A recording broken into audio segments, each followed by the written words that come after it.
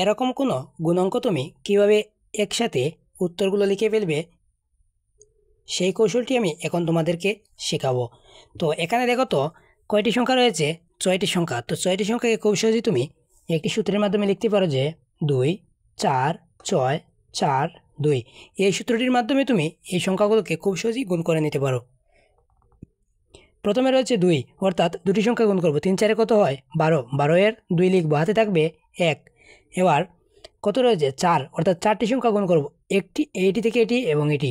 তো 4 6 কত হয় বলো তো? 4 6 হয় 24 এবং 3 3 হয় 9।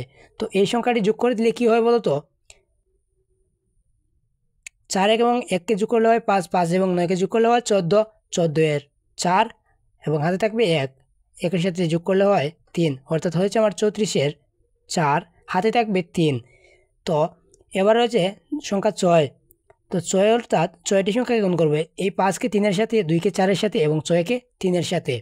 তো 5কে যদি 3-এর সাথে গুণ করে 3 5 হয় 15 এবং 6কে 3-এর সাথে গুণ করলে হয় 3 6 18 এবং 4কে 2-এর সাথে গুণ করলে হয় 4 2 8।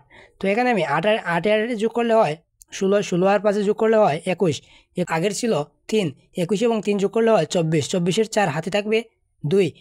এখানে রয়েছে 2, 1 এবং 1 2, হাতের 2 এর 4 হয়েছে 44, 44-এর 4 লিখব। এবার আমি 4টি সংখ্যা গুণ করব।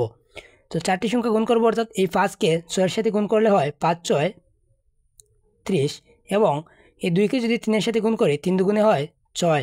তো এখন আমি এই 3 এবং 4 এবং 6কে যোগ করে দিলে হয় 0 এবং হাতে রেখে 3 হয় 4, অর্থাৎ আমার এখানে হবে 0। অর্থাৎ এখানে রয়েছে কত? 2। অর্থাৎ এখন করব দুটি সংখ্যা গুণ।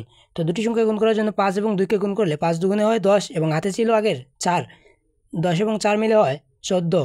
তো খুব সহজেই আমরা এক লাইনেই এই বড় বড় গুণ অঙ্ককে সমাধান করতে পারি। তো ভিডিওটি কেমন হয়েছে অবশ্যই বলতে ভুলবে না। ভালো লাগলে ভিডিওতে একটি লাইক দিয়ে চ্যানেলটি সাবস্ক্রাইব করার অনুরোধ থাকবে। ধন্যবাদ।